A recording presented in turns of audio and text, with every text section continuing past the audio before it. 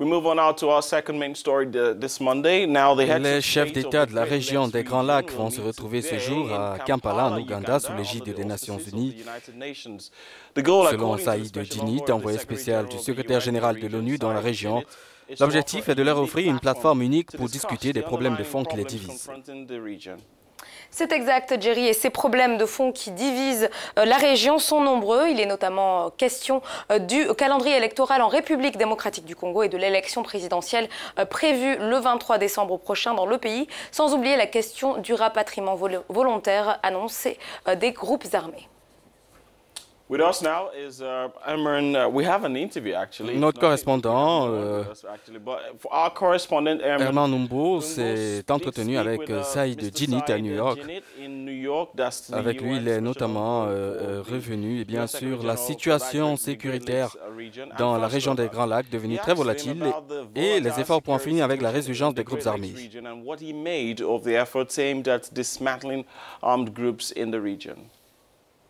Les chefs d'État, lors du dernier sommet du mécanisme régional de suivi à Brazzaville de l'année dernière, en octobre, ont demandé à ce que nous, les garants de l'accord cadre avec les pays de la région directement concernés, à savoir le Rwanda, la RDC et l'Ouganda, mettions en place un mécanisme de suivi pour essayer de rapatrier l'ensemble des ex-combattants, qu'il s'agisse des ex-M23 ou des ex-FDLR qui se sont désarmés, qui ont été désarmés et qui sont dans des camps de transit en RDC depuis 2015.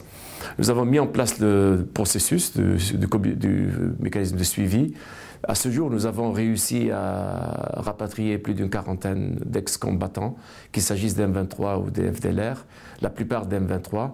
C'est très loin par rapport à l'objectif fixé, mais cet exercice a montré que lorsqu'il y a une détermination, une volonté de collaborer, il y a des résultats. Nous comptons poursuivre l'effort et nous espérons que nous allons essayer de tirer les leçons de certaines insuffisances relevées dans le processus pour qu'à l'avenir, plus d'individus acceptent de se rapatrier de façon volontaire et dans des conditions de sécurité et de dignité assurées par les garants de l'accord cadre d'Addis Abeba. Alors il faut savoir qu'il y a eu plusieurs accords, plusieurs engagements pour la paix, mais rien ne change en réalité sur le terrain. L'on peut se poser la question de l'utilité d'une nouvelle rencontre des acteurs clés de la région des Grands Lacs. Et cette question, Irénée Herman Numbo l'a posée à M. Saïd Djinnit. On écoute ce qu'il a eu à en dire. Écoutez, d'abord la rencontre dépend de la participation. Si les chefs d'État, et notamment ceux qui ont des questions importantes à régler, notamment les pays du cœur des Grands Lacs, à savoir la RDC, le Rwanda, le Burundi et l'Ouganda, qui évidemment accueille le sommet, sera là. Si ces pays participent à cette réunion avec d'autres pays de la région, nous souhaitons qu'il y ait un vrai débat, un débat franc entre chefs d'État en huis clos pour qu'ils discutent des questions de fond, qui les divisent au fond. Nous voulons créer cette occasion unique d'une discussion franche entre les chefs d'État, même si c'est entre eux en huis clos, et vraiment pour régler les problèmes. Parce que la question est entre les mains des chefs d'État de la région et des peuples de la région. Nous sommes là que des facilitateurs et nous jouons pleinement notre rôle de facilitateur. Saïd Djinnit a également déploré l'instabilité qui accourt dans la région des Grands Lacs.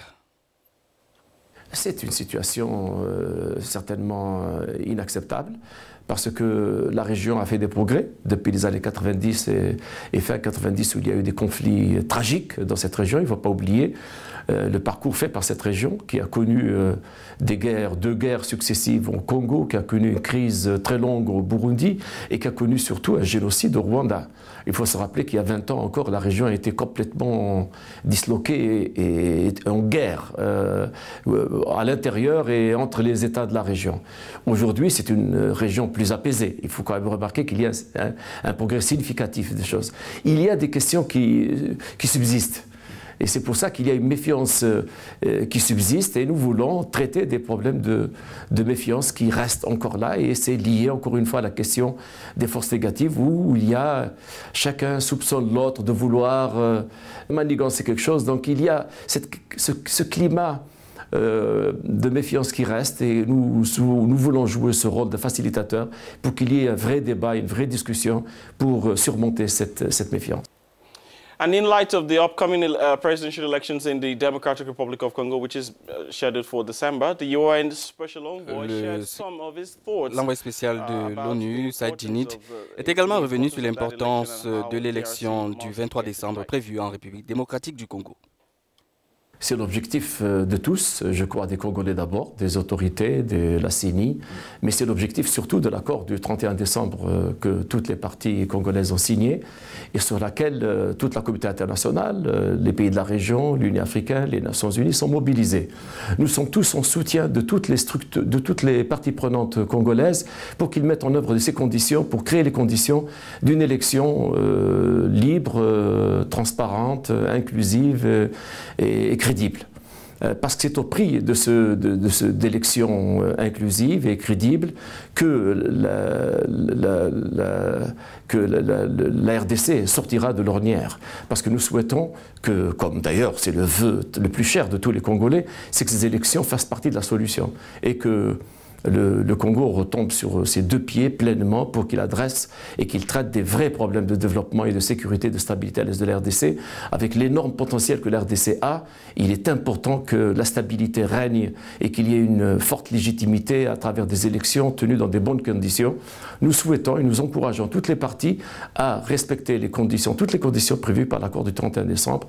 Vous avez évoqué la question du fichier électoral, la question des machines à voter, la décrispation. Toutes ces mesures ont été prévues dans l'accord du 31 décembre et nous encourageons toutes les parties prenantes à mettre en place toutes ces conditions pour que les élections fassent partie de la solution.